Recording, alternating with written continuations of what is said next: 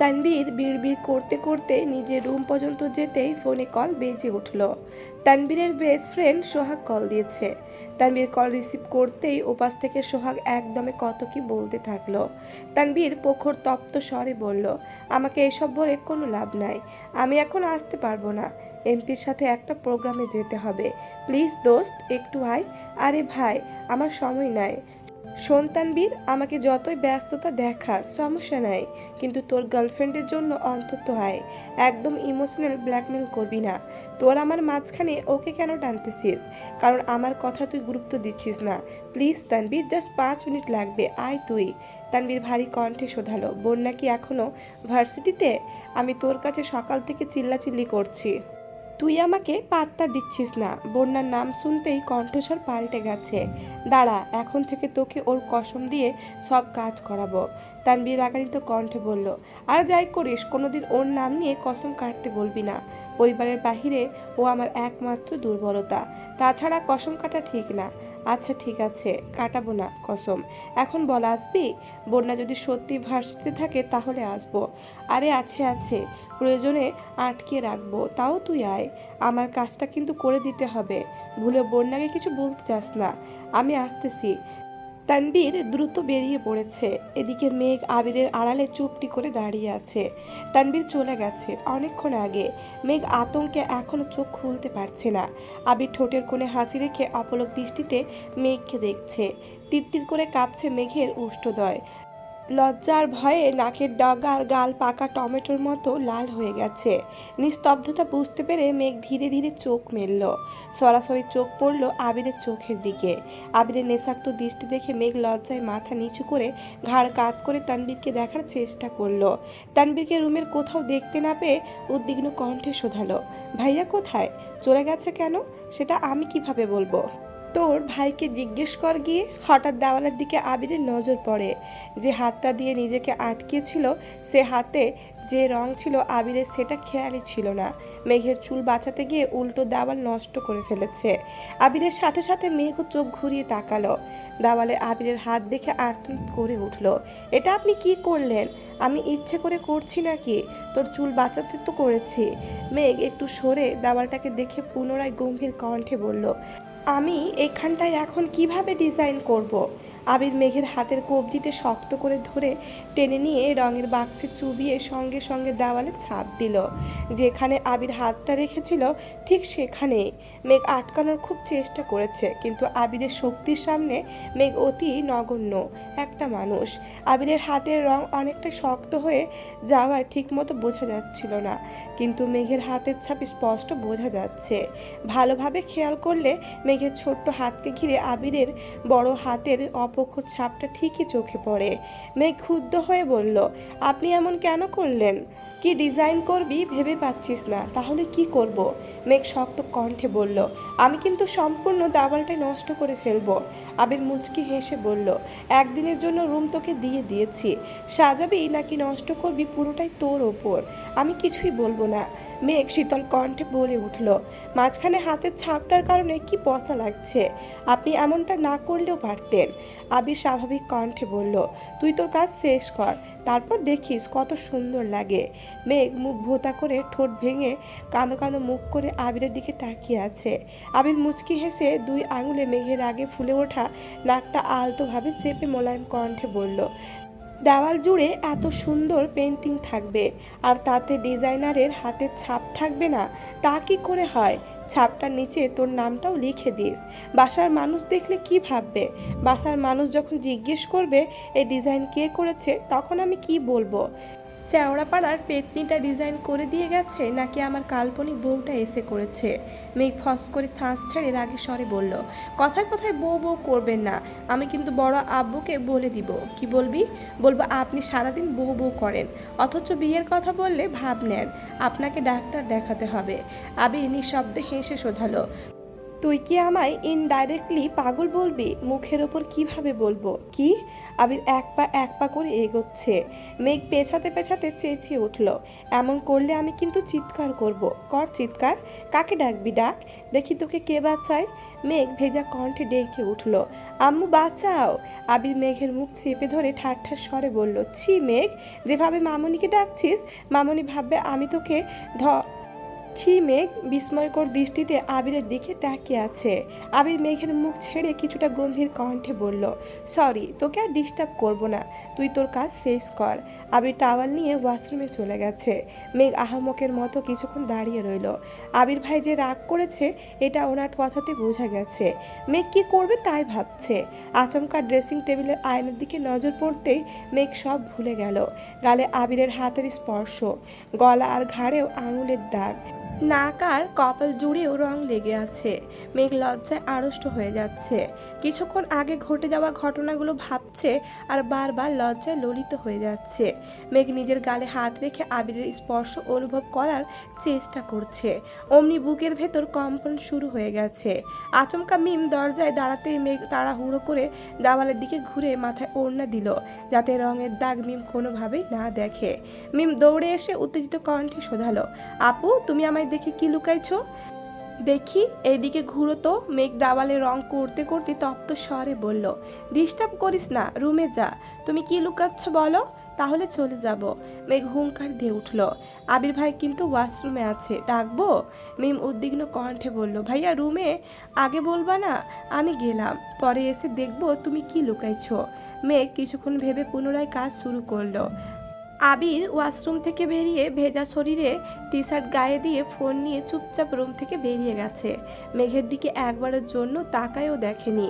মেঘ অসহায় মুখ করে আবিরের চাওয়ার দিকে খানিকক্ষণ চেয়ে রইল।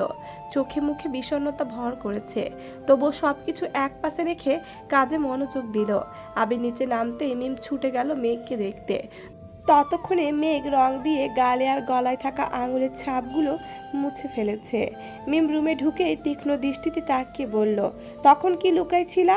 মেঘ স্বাভাবিকভাবে ঘুরে মিমের গালে রঙের দুই আঙুল ছুঁয়ে বলল, তোর কাছ থেকে আমি কি লুকাবো বল? আপু, তোমার গালে এত রং কেন? খেয়াল ছিল না, হুট করে গালে হাত দিয়ে ফেলছিলাম। দুটা দেওয়াল ভালোভাবে পর্যবেক্ষণ করে মিম বলল, আপু দুটা ডিজাইনই অনেক সুন্দর হয়েছে, ভাইয়া রুমটা অন্যরকম সুন্দর লাগছে। মেঘ মৃদু স্বরে বলল, সত্যি সুন্দর হয়েছে? 100% সত্যি। ওনার কি পছন্দ হবে? কিছুই তো বললেন না। আমি বলছি ভাইয়ার পছন্দ হবেই হবে। তাছাড়া তুমি যা এঁকে দিবা ভাইয়া সেটারই প্রশংসা করবে। দেখো, সেটা যদি ব্যাঙের ছাতাও হয় তবুও বলবে অনেক সুন্দর হয়েছে। মিম বিছানার ওপর বসে পা ঝুলাচ্ছে আর মেঘের সাথে গল্প করছে। মেঘ আবিরের কথা মতো নিজের হাতের ছাপটার নিচে নিজের নাম লিখেছে। তাছাড়া এক সাইডে সাজ্জাদুল খান আবির নাম লিখে ডিজাইনও করে দিয়েছে। মিমকে কিছু জিনিস দিয়ে আগেই পাঠিয়ে দিয়েছে, বাকিগুলো নিয়ে মেঘ পেছন পেছন আসছে। এতক্ষণের মধ্যে আবির একবারও ওপরে যায়নি। মিম নিচে আসতেই আবির প্রশ্ন করলো, তোর বোনের কাজ শেষ হয়েছে? হ্যাঁ, অনেকক্ষণ আগেই শেষ হয়েছে। আবির কোনো কথা না বলে নিজের রুমে চলে গেছে। দুইটা দেওয়ালের ডিজাইনের কারণে রুমটাকে চেনাই যাচ্ছে না। আবিরের রুমটা খান বাড়ির সবগুলো রুমের থেকে বড়। একসময় এই রুমে আলী আহমেদ খান আর মালিহা খান থাকতেন। ওনাদের জন্যই মূলত বানানো হয়েছিল। পরবর্তীতে বিভিন্ন সমস্যার কারণে আলী আহমেদ খানরা নিচে চলে আসেন আর রুমটা আবিরের দখলে চলে যায়। রুমটার ঠিক মাঝামাঝিতে দরজাটা অবস্থিত। ভেতরে এক পাশে আবিরের ব্যবহার্য সব প্রয়োজনীয় জিনিস আর অন্য পাশে সব অপ্রয়োজনীয় জিনিসপত্র। ছোটবেলার সাইকেল থেকে শুরু করে লাগেজ, ক্রিকেট, ফুটবল খেলার যাবতীয় জিনিসপত্র, পুরনো একটা ওয়ার্ড্রব, আরও অনেক কিছু। ওইদিকে সব জিনিসপত্র বড় কাপড় দিয়ে ঢাকা। মালিহা খান বলেছিলেন পুরনো জিনিসপত্র স্টোর রুমে রেখে দিতে, কিন্তু আবির সেগুলো সরাতে রাজি হয়নি। রুমে আর্ট করায় এখন এক পাশ অতিরিক্ত সুন্দর হয়ে গেছে আর অন্য পাশ অগোছালো। তবে আবিরের সেদিকে মনোযোগ নেই। আবির উদ্ধৃত নয়নে দেওয়ালের দিকে চেয়ে আছে।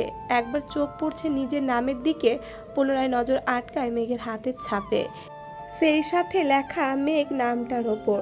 আকস্মাৎ আবিরের মুখে হাসি ফুটে। অন্যদিকে তানবীর ভার্সিটির সামনে আসতেই সোহাগ আর শিমুলকে দেখতে পেল। ওরা তানবীরকে দেখে হাসি মুখে এগিয়ে আসলো। তানবীর প্রশ্ন করলো, বন্যা কোথায়? চল আমাদের কাজটা আগে শেষ করে আসি। 5 মিনিটের কাজ, বন্যার সাথে আগে দেখা করব, তারপর তোদের ব্যাপারটা ভেবে দেখব। দুইটা মেয়ের সাথে ওই দিকে গেল। তানবীর ওদের দেখানো পথে বাইক স্টার্ট দিল। থামলো ঠিক বন্যাদের পেছনে। বন্যারা পেছন ফিরে তাকিয়েও দেখলো না। তানবীর ঘন ঘন হর্ন দিতে লাগলো। এক প্রকার বিরক্ত হয়ে বন্যা পেছন ফিরতে দেখলো তানবীর বাইক থেকে নীরের দৃষ্টিতে চেয়ে আছে। বন্যার চেহারা স্বাভাবিক করার চেষ্টা করলো। তানবীর গম্ভীর কণ্ঠে বলল, এদিকে আসো। বন্যা বান্ধবীদের দিকে তাকিয়ে ধীর গতিতে এগিয়ে আসলো। তানবীর প্রখর তপ্ত স্বরে বলল, ফোন দিলে ফোন রিসিভ করার প্রয়োজন মনে করো না। ইদানিং ফোন বন্ধ করে রেখেছো, সমস্যা কি? বন্যা স্বাভাবিক কণ্ঠে বলল, আমার ফোন নষ্ট হয়ে গেছে, নতুন ফোন কিনতে হবে। আব্বু বলছেন আগামী সপ্তাহে ফোন কিনে দেবেন। ও, আর কোনো কারণ নেই তো? আর কি কারণ থাকবে? ভাইয়া যখন অ্যাক্সিডেন্ট করেছিল তখন তোমাকে রাগে উল্টাপাল্টা কথা বলেছিলাম, তার জন্য দুঃখিত। ভাইয়া রক্তাক্ত দেহ দেখে আমি তখন মানসিকভাবে ভেঙে পড়েছিলাম। বুঝে না বুঝেও তোমার সাথে রাগ দেখিয়েছি। বন্যা মলিন হেসে বলল, কোনো ব্যাপার না, আমি কিছু মনে করিনি। আপনার জায়গায় আমি থাকলেও হয়তো এভাবেই রিয়েক্ট করতাম, নয়তো আরও বেশি করতাম। আই এম রিয়েলি সরি বন্যা, এত ফর্মালিটি করতে হবে না। আমি সত্যিই কিছু মনে করিনি। আবির ভাইয়া এখন কেমন আছেন? মেঘ কেমন আছে? দুজনেই আলহামদুলিল্লাহ ভালো আছে। বন্যা হঠাৎই ঢোক গিলে উষ্ণ স্বরে শোধালো, একটা কথা জিজ্ঞেস করব? হ্যাঁ অবশ্যই। আপনি মিনহাজ আর তামিমকে কি করছিলেন? কেন, কোনো সমস্যা? না না, ওরা অনেকদিন ভার্সিটিতে আসেনি, এখন আসলেও অনেক চুপচাপ হয়ে গেছে, তাই বলছিলাম। ও আচ্ছা, এসব কোনো বিষয় না, আমি বেশি কিছু করিনি। আমার জায়গায় ভাইয়া থাকলে ওদের আর কোনোদিন দেখতেও পারতা না। তানবীর একটু থেমে আবার প্রশ্ন করলো, ও একটা কথা, ভার্সিটিতে কেউ তোমাকে ডিস্টার্ব করে? বন্যা মনে মনে আওড়ালো, ডিস্টার্ব করলেও তো আপনাকে বলবো না। স্বাভাবিক কণ্ঠে বলল, না, যদি মনে করো আমাকে না বললে আমি কিছু জানতে পারবো না, তাহলে এটা তোমার ভুল ধারণা। বরং তুমি নিজ থেকে জানালে তোমারই লাভ। বন্যা কপাল গুটিয়ে ধীর কণ্ঠে বলল, এখন আসি, যেতে বলছি তোমায়, আমার তাড়া আছে। কেন, কেউ অপেক্ষা করছে? মানে কিছু না, ভার্সিটিতে পরশুদিন প্রোগ্রাম আছে, কষ্ট করে মেয়েকে জানিয়ে দিয়েন। ঠিক আছে, এখন চলো। কোথায়? তোমায় কিছু খাওয়াই। আমি আজ কিছু খাবো না, অন্য কোনো দিন আমি আপনাদের খাওয়াবো। তানবীর ভারী কণ্ঠে বলল, সেসব পরে দেখা যাবে, এখন বাইকে বসো। এক গ্লাস আখের জুস হলেও খেতে হবে, না হয় আমি ধরে নিব তুমি আমার উপর রাগ করে আছো। আমি সত্যিই রেগে নেই, বিশ্বাস করুন। মানলাম অ্যান্ড বিশ্বাসও করলাম। এখন চলো। বন্যা দাঁতে দাঁত চেপে বাইকে উঠে বসলো। ইচ্ছে না থাকা সত্ত্বেও তানবীরের সঙ্গে 2 গ্লাস আখের জুস খেয়েছে। শুধুমাত্র মেঘের ভাই বলে বাধ্য হয়ে বন্যার তানবীরের সাথে কথা বলে, না হয় কোনো দিন বলতো না। মিনহাজ আর তামিমকে বন্যা 2-1বার জিজ্ঞেস করেছিল কি হয়েছিল বলতে, কিন্তু ওরাও কিছু বলে না, বারবার কথা এড়িয়ে যায়। তার জন্য বন্যাও তেমন জোর করে না। তবে ভালো কিছু যে ঘটেনি বন্যা 100% নিশ্চিত। আবিরের অসুস্থতার পর থেকে মেঘ মিনহাজদের কথা ভুলেও ভাবে না। বন্যা কিছু বললেও তেমন পাত্তা দেয় না, এমনকি রেগুলার ভার্সিটিও আসে না। বাড়ির কেউ কিছু বললে শরীর খারাপ, মন খারাপ বলে নানান বাহানা দেয়, আর বাকি সব তানবীর সামলায়। না বোনকে কিছু বলতে পারে, আর না বাসায়। মেঘের চোখে তানবীর সেরা ভাই হলেও বন্যার চোখে তানবীর একজন রাজনীতিবিদ, দাপটি ভিলেন টাইপের ছেলে। এত বছর যাবৎ মেঘকে শাসন করা দেখে বন্যা তানবীরকে ভয় পেত। মিনহাজদের ঘটনার পর থেকে বন্যা আরও বেশি আতঙ্কে থাকে, দূরত্ব মেনটেন করে চলে। তানবীর বন্যাকে রিস্কায় উঠিয়ে দিয়ে সোহাগদের কাছে আসছে। সোহাগ ঠাট্টা স্বরে বলল, আগে আসতেই চাইছিলি না, আর এখন? তানবীর মুচকি হেসে বলল, কতদিন পর মেয়েটাকে দেখলাম, আহা কত আবেগ। কোথায় যাবি বলছিলি? চল। বিকেল থেকে মেঘ আর মিম শপিংয়ে যাবে বলে পাগলামি করছে। তানবীরকে যেতে বলা হয়েছিল, কিন্তু তানবীর প্রোগ্রামে ব্যস্ত বলে যেতে পারবে না। মেঘ আর মিম একা যেতে পাগলামি শুরু করেছে। ওদের হাইকায় শুনে আবির নিচে আসছে। আবিরকে দেখেই দুই বোন চুপ করে গেছে। সদ্য ঘুম থেকে উঠে আসায় আবিরের চোখগুলো লাল টকটকে হয়ে গেছে। আবির অস্ফুট কণ্ঠে শোধালো, কি হয়েছে তোদের? মেঘ মিম কেউ কোনো কথা বলছে না। আকলিমা খান বললেন, ওরা শপিংয়ে যেতে চাচ্ছে। যাক, সমস্যা কি? একা যেতে চাচ্ছে। আবির কপাল কুঁচকে তাকিয়ে বলল, একা যেতে হবে কেন? তোমরা না গেলে আমি ওদের নিয়ে যাচ্ছি। মেঘ আর মিম দুইজনে একসঙ্গে চেঁচিয়ে উঠল। না! রাগে আবিরের চোখ মুখ লাল হয়ে গেছে। কপাল কুঁচকে গম্ভীর কণ্ঠে শোধালো, সমস্যা কি তোদের? মেঘ মাথা নিচু করে উত্তর দিল, কোনো সমস্যা নেই। সমস্যা না থাকলে কাকিয়াদের নিয়ে শপিংয়ে যা, বেশি তাড়ামি করবি না, ঠিক আছে? মেঘ এক দৃষ্টিতে আবিরের দিকে তাকিয়ে ওপর নিচ মাথা নাড়ল। অনুমতি ছাড়া একা শপিংয়ে যাওয়া অসম্ভব বিষয়, এটা তাদের অজানা নয়। তবু চেষ্টা করে দেখছিল যদি অনুমতি পেয়ে যায়। আবির আগের ভাবমূর্তি বজায় রেখে দাঁড়িয়ে আছে। মেঘ আর মিম তাড়াহুড়ো করে নিজেদের রুমে চলে গেছে। হালিমা খান আর আকলিমা খানের সঙ্গে মিম আর মেঘ শপিংয়ে গেছে। মেঘ আর মিম সুযোগ বুঝে আবিরের জন্য 2 থেকে 3টা সাদা টি শার্ট আর দুইজনের জন্য 3টা পাঞ্জাবি কিনে নিয়ে আসছে। মেঘরা বাসায় ফিরতেই তানবীর ভার্সিটির প্রোগ্রামের কথা বলেছে।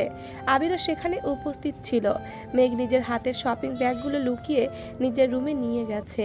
আবির বিষয়টা খেয়াল করলেও কিছু বলেনি। আবির রাতে ঘুমানোর জন্য রুমে ঢুকে দরজা চাপাতে রীতিমতো আশ্চর্য হয়ে গেছে। আবিরের দরজার আড়ালে মেঘের হাতের ছাপটা আগের মতো বেরঙিন নেই। মেঘ সেখানে নীল রঙের ছাপ দিয়েছে, এমনকি অন্য হাতের ছাপও দিয়েছে। পাশাপাশি মেঘের 2 হাতের ছাপ দেখে আবির মুচকি হেসে বলল, পাগলি একটা। প্রোগ্রামের দিন ঠিক সময় মতো মেঘ ভার্সিটিতে চলে আসছে। মেঘকে দেখে মিনহাজ আর তামিম এগিয়ে এসে শোধালো, কেমন আছিস? মেঘ অন্যদিকে মুখ করে বলল, আলহামদুলিল্লাহ। মেঘ ওদের পাশ কাটিয়ে চলে গেছে। বন্যা আর মেঘ দুজনেই আজ গাউন ড্রেসের সঙ্গে হিজাব পরে আসছে। মেঘ আর বন্যা কিছুটা সামনে এগোতেই লিফাত নামের ছেলেটার সাথে দেখা। লিফাতের হাতে সিগারেট। বন্যার মেঘকে দেখেই থতমত খেলো। সিগারেট পেছনে ফেলে শান্ত স্বরে জিজ্ঞেস করলো, কেমন আছো তোমরা? বন্যা আর মেঘ দুজনে কপাল কুঁচকে তাকিয়ে আছে। বন্যা ঠান্ডা কণ্ঠে বলল, আলহামদুলিল্লাহ ভালো।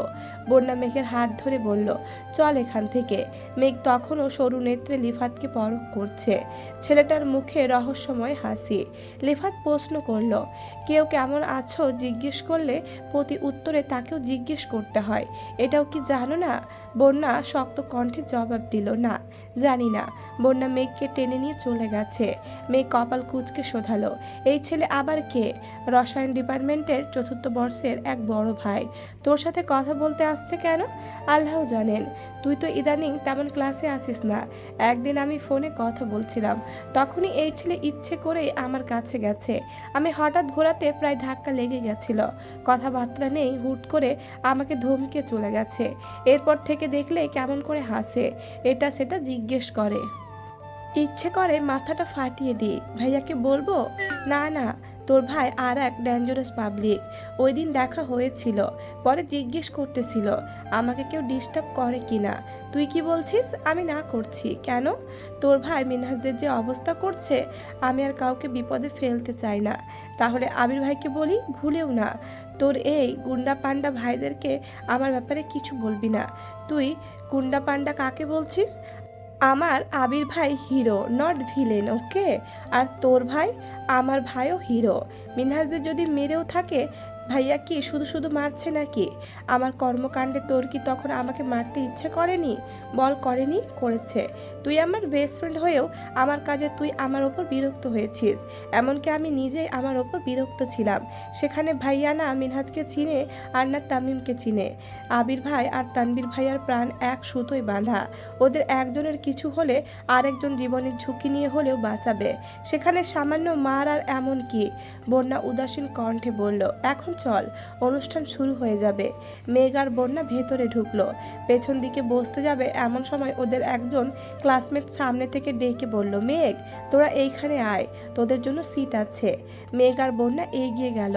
পাশাপাশি 2টা সিট মেঘ আর বন্যা বসলো। ওদের সামনের সারিতে লিফাতের বন্ধুরা বসা। কয়েক মুহূর্তের মধ্যে লিফাত এসে বসলো। মেঘ আর বন্যা লিফাতকে দেখেই পেছনে চলে যাওয়ার জন্য ফিসফিস শুরু করলো। লিফাত পেছনে ঘুরে উত্তেজিত কণ্ঠে বলল, আরে তোমরা এখানে? কোনো কিছু লাগলে শুধু একবার বলবা, সাথে সাথে এনে দিব। বন্যা আর মেঘ দুইজনেই রাগে ফুঁসছে। বন্যা কিছু বলতে যাবে তার আগে কেউ একজন রাগান্বিত কণ্ঠে বলে উঠল, তোর কলিজাটা আমার লাগবে। দে। এখন মেঘ আর বন্যা দুইজনেই চমকে উঠে পাশ ফিরে তাকালো। লিফাতও আঁতকে উঠে সেদিকে তাকালো। চোখ পর্যন্ত ঢেকে রাখা ক্যাপটা সরাতেই তানবীরের মুখটা স্পষ্ট দেখা গেল। লিফাতের দিকে অগ্নি দৃষ্টিতে তাকিয়ে আছে। তানবীরকে দেখে বন্যা আর মেঘ দুজনেই ভয় পাচ্ছে। লিফাত বেশ কিছুক্ষণ তীক্ষ্ণ দৃষ্টিতে তাকিয়ে হঠাৎই হেসে ফেলল। তানবীর চোখ মুখ কুঁচকে পুনরায় বলল, কি হলো, দিবি না? মেয়েদের প্রতি এত যত্ন, যা চাইবে সাথে সাথে এনে দিবি, আর আমি সামান্য কলিজাটা চাইছি, তুই সেটা দিতেই রাজি হচ্ছিস না। লিফাত, তোর থেকে এটা আশা করিনি। লিফাত হঠাৎই অস্বাভাবিকভাবে হাসতে শুরু করলো। হাসতে হাসতে বলল, আরে ভাই তুমি, তোমার কি লাগবে বলো শুধু। দেখো তোমার ভাই তোমার জন্য কি করে। তানবীরের চোখে মুখে বিরক্তির ছাপ। বিরক্তি ভরা কণ্ঠে বলল, আপাতত তোর কলিজাটা হলেই হবে, চাইলে তোর হাড়টাও দিতে পারিস। আমিও দেখি ওইখানে ঠিক কতজনকে জায়গা দিয়েছিস। লিফাত মুখে হাসি রেখে বলল, এই সর সর, আমাকে সাইড দে। লিফাত এগিয়ে আসতেই তানবীর বসা থেকে উঠে দাঁড়ালো। লিফাত তানবীরকে জড়িয়ে ধরে বিড়বিড় করে বলতে লাগলো, প্লিজ ভাই, এখানে অনেক জুনিয়র আছে, ওদের সামনে আমার মান সম্মানটা ডুবিও না প্লিজ। তানবীর রাগান্বিত কণ্ঠে গজগজ করতে করতে বলল, তোর হিসাবের খাতায় এখন অবধি 1000 খানেক মেয়ের নাম উঠেছে, আর কত? সরি ভাই, তুমি এখানে কেন আসছো? ওরা কি তোমার কিছু হয়, নাকি অন্য কারোর জন্য আসছো? যেই বন্যার পেছনে ঘুরঘুর করছিস সে একান্তই আমার, তার পাশের জন আমার একমাত্র বোন, আর আবির ভাইয়ার পার্সোনাল সম্পত্তি। তুই ভুল জায়গায় হাত বাড়িয়েছিস লিফাত, তোকে কি করা উচিত নিজেই বল। সরি ভাইয়া, প্লিজ মাফ করে দাও, আমি জানতাম না ওরা তোমার কাছের লোক। তোকে লাস্ট ওয়ার্নিং দিচ্ছি লিফাত, ভবিষ্যতে কোনো মেয়ের দিকে কুনজর দিলে সার্টিফিকেট নিয়ে বের হতে পারবি না বলে দিলাম। প্লিজ তানবীর ভাই, এমনটা করো না, প্রয়োজনে আমি তোমার পায়ে ধরে মাপ চাইবো। আবির ভাইয়া কোথায় আছেন? আমি ওনার পায়ে ধরে মাপ চেয়ে নিব, তবু এমন কিছু করো না ভাই। ঠিক আছে, লাস্ট বারের মতো ছেড়ে দিচ্ছি। লিফাত একগাল হেসে বলল, থ্যাংক ইউ ভাই। তানবীর ভারী কণ্ঠে বলল, মনে থাকে যেন। অবশ্যই। লিফাত নিজের চেয়ারে গিয়ে বসলো। পেছন ফেরা তো দূর, ঘাড় পর্যন্ত কাজ করছে না। তানবীর মেঘ আর বন্যার জন্য কিছু খাবার আগে কিনে নিয়ে আসছিল। সেগুলো দিয়ে ক্যাপ পরতে পরতে বলল, আমি আসছি। মেঘ হাসি মুখে বলল, অনুষ্ঠান দেখবা না? আমি অনুষ্ঠান দেখতে আসিনি, যে কাজে আসছিলাম তা শেষ। অনুষ্ঠান শেষে বাসায় চলে যাস, উল্টাপাল্টা ঘুরিস না। তানবীর চলে গেছে। খুশিতে মেঘের চোখ চকচক করছে। বন্যার দিকে তাকিয়ে ঠোঁট বেঁকিয়ে হেসে বলল, দেখেছিস আমার ভাই সেরাদের সেরা, তুই না বললেও ঠিক জেনে ফেলছে। ওই ছেলে মাপ যে চাইছে দেখছিস? বন্যা ফস করে শ্বাস ছেড়ে রাগী স্বরে বলল, তুই গিয়ে শুনছিলি? মাপ নাও চাইতে পারে। মেঘ ভুরু কুচকে বলল, এই তুই কি আমার ভাইয়ার পাওয়ার নিয়ে সন্দেহ করিস? আমি শিওর ওই ছেলে ভাইয়ার কাছে মাপ চাইছে। বিশ্বাস না হলে ছেলেকে ডাক দে, যদি স্বাভাবিকভাবে কথা বলে তাহলে বুঝবো ভাইয়া কিছু বলেনি, আর যদি কণ্ঠস্বর বদলে যায় তাহলে বুঝবো ভাইয়া ছাড়ছে। বন্যা ভাবলেসিন জবাব দিল, আমি পারবো না। মেঘ ভেংচি কেটে বলল, না পারলে নাই, আমার ভাই যে হিরো তার প্রমাণ আমায় দিতে হবে। মেঘ সামনের দিকে কিছুটা ঝুঁকে ডাকলো, এক্সকিউজ মি ভাইয়া। ছেলেটা পেছনে না তাকিয়ে ঢোক গিলে ধীর কণ্ঠে জবাব দিল, জি আপু, কিছু বলবেন? আমাদের জন্য কি কোনো সমস্যা হচ্ছে? আমরা কি পেছনে চলে যাব? মেঘ তাড়াহুড়ো করে বলল, না পেছনে যেতে হবে না, আমাদের কোনো সমস্যা হচ্ছে না। মেঘ বন্যার দিকে তাকিয়ে মুচকি হেসে বলল, দেখলি, এর মধ্যে রাজনীতিবিদের আগমন ঘটল। আশেপাশে বসা জুনিয়ররা সবাই দাঁড়িয়ে সালাম দিচ্ছে। মেঘ আর বন্যা স্বাভাবিকভাবে বসে রইল। একজনের নজর মেঘদের দিকে পড়তে সামনের 2-3 জনকে ডেকে বলল। আকস্মাৎ ওরা থমকে গেল, ঘুরে এসে মেঘদের কাছে দাঁড়ালো।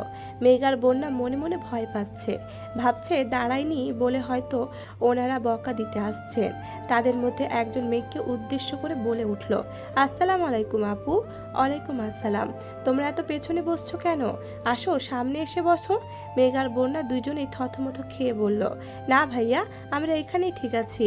তা বললে হবে না আপু, আবির ভাইয়াকে এত করে রিকোয়েস্ট করার পরও উনি আমাদের প্রোগ্রামে আসেননি, অবশ্যই তার জন্য আমরাই দায়ী। ভাইয়া বারবার বলেছিল ওনাকে নিয়ে যেন কোনো রকম প্ল্যান না করি, কিন্তু আমাদের মন তাতে সায় দেয়নি। ভাইয়ার জন্য স্পেশাল আয়োজন করেছিলাম, ভাইয়া কোনোভাবে খবর পেয়েছে, তারপর আর প্রোগ্রামে আসেনি। সেসব পুরনো কথা বাদ দিই। এখন তোমরা যেহেতু আজকের প্রোগ্রামে আসছো, আমাদের উচিত তোমাদের সর্বোচ্চ আপ্যায়ন করা। প্লিজ তোমরা সামনে এসে বসো, প্লিজ। 4 থেকে 5 জন একসঙ্গে রিকোয়েস্ট করতে শুরু করেছে। ওনাদের এত রিকোয়েস্ট করা দেখে মেঘ আর বন্যা ভীষণ লজ্জায় পড়ে গেছে। পুরো হলের মানুষ দাঁড়িয়ে তাকিয়ে আছে মেঘ আর বন্যার দিকে। তাদের দাপটে সবাই আটকে ওঠে। সেখানে তারা প্রথম বর্ষের 2 মেয়েকে এত রিকোয়েস্ট করতেছে, এটা সবার কল্পনার বাহিরে। মেঘ আর বন্যা বাধ্য হয়ে সামনে গিয়ে বসলো। এত সামনে বসে প্রোগ্রাম দেখতে মেঘ আর বন্যা দুইজনেই অস্বস্তি লাগছে। উঠে যেতেও পারছে না। একটু নড়লেই একজন এগিয়ে এসে জিজ্ঞেস করে, আপু কোনো সমস্যা, কিছু লাগবে? তাই উঠে যেতেও পারছে না। প্রোগ্রামের বিরতিতে মেঘদের খাবার পর্যন্ত দিয়ে গেছে। তানভীর নিজেও অনেক খাবার কিনে দিয়ে গেছিল। মেঘ আর বন্যা শুধু মুখ চাওয়াচাওয়ি করছে, কিছুই খেতে পারছে না। মেঘ বাধ্য হয়ে আবিরকে কল দিল। আবির অফিসে কাজ করছিল। গতকাল থেকে অফিসে আসছে। অফিসে আসলেও এখন বাইক চালানোর অনুমতি পায়নি আবির। 2 দিন যাবৎ আলী আহমেদ খান নিজের সাথে আবিরকে অফিসে নিয়ে যান। আবিরও বাধ্য ছেলের মতো আব্বুর সঙ্গেই যায়। মেঘ কল দিতে আবির মুচকি হেসে কল রিসিভ করলো। মেঘ সালাম দিল। আবির সালামের উত্তর দিয়ে শোধালো, কি ব্যাপার? তাদের আপ্যায়নে অতিষ্ঠ হয়ে যাচ্ছিস? মেঘ উদ্বেগপূর্ণ কণ্ঠে জানতে চাইল। আপনি কিভাবে জানেন? তোর আশেপাশে কখন কি ঘটনা ঘটে সব আপডেটই আমার কাছে থাকে। ওনারা কল দিয়েছিল। আমায় না জানিয়ে তোকে কিছু বললে ওদের যে কি অবস্থা হবে এটা তুই না জানলে ওরা খুব ভালো করে জানে। খাবার খাইছিস? না, খেয়ে নে, না হয় একটার পর একটা দিতেই থাকবে। ওদের অতিরিক্ত ভালোবাসায় অতিষ্ঠ হয়ে আমি যোগাযোগ কমিয়ে ফেলেছি। এত দিনে তোকে পেয়েছে। তোকে ঠিকঠাক আপ্যায়ন করতে না পারলে ওরা ঘুমিয়েও দুঃস্বপ্ন দেখবে, বুঝলি? মেঘ মৃদু হেসে বলল, আমাদের প্রোগ্রাম দেখতে ভালো লাগছে না, সামনে এনে বসাইছে, সব বিরক্ত লাগছে। কিছুক্ষণ দেখে বেশি খারাপ লাগলে আমার কথা বলে বেরিয়ে পড়িস। আচ্ছা, আপনি আসবেন কেন? অনুষ্ঠান দেখতে নাকি ওদের কর্মকাণ্ড দেখতে? না না, এমনি। আসবেন কিনা জিজ্ঞেস করছি। আবির মন খারাপ করে বলল, জানিসই তো আব্বু আমাকে বাইক নিয়ে বের হতে দেয় না। আব্বুর গাড়ি আমি নিব না, আসলে রিস্কা নিয়ে আসতে হবে। আসবো? মেঘ খানিক ভাবলো। এমনিতে আবিরের শরীর দুর্বল, এই অবস্থায় যদি আবার কোনো অ্যাক্সিডেন্ট ঘটে সে ভয়ে মেঘ বলল, না আপনার আসতে হবে না। রাগ করছিস আমি রিস্কা নিয়ে আসি? সমস্যা নেই, সত্যি রাগ করিনি। আপনি পুরোপুরি সুস্থ হলে অনেক ঘুরতে পারবো। এখন না হয় বড় আব্বুর লক্ষ্মী ছেলে হয়ে থাকুন। আবির নিঃশব্দে হেসে বলল, সাবধানে থাকিস, আর কোনো সমস্যা হলে জানাস। মেঘ ঠাট্টা স্বরে বলল, জানাবো না। কেন? কারণ আমি জানি আমার কোনো সমস্যা হওয়ার আগেই কেউ বা কারা কোনো না কোনোভাবে আমাকে প্রোটেক্ট করবেই। এত confident? Yes sir. Okay ma'am, পাকনামি রেখে এখন খেয়ে নে। আচ্ছা, আপনি খেয়েছেন? আব্বু আমাকে খাবার ওপরই রেখেছেন, ঘন্টায় ঘন্টায় খাবার পাঠাচ্ছেন। এখন মনে হচ্ছে অফিসে না এসে বাসায় থাকলেই ভালো হতো। ঠিক আছে খান, রাখি তাহলে। মেঘ আবার ডাকলো, আবির ভাই? কিছু না, রাখছি। মেঘ কল কেটে স্বস্তির নিঃশ্বাস ছাড়ল। বন্যা কপাল কুঁচকে তাকিয়ে আছে। মেঘ ভুরু নাচিয়ে শোধালো, এখন কি আমার ভাইয়া আর আবির ভাইয়ের ক্ষমতার সম্পর্কে আইডিয়া হয়েছে? বন্যা অস্থির হয়ে বলল, সেই সব হয়েছে, কিন্তু তুই আগে এটা বল, তুই আর আবির ভাই কি রিলেশনে আছিস? হ্যাঁ সত্যি। উনি কি তোকে প্রপোজ করে ফেলছেন? প্রপোজ করেননি, তবে আমি মনে মনে অ্যাকসেপ্ট করে নিয়েছি। কেন বলতো? তোদের এত সুন্দর কথোপকথন শুনে আমার নিজেই শান্তি শান্তি লাগছে। মেঘ মুচকি হাসলো, সাথে বন্যাও।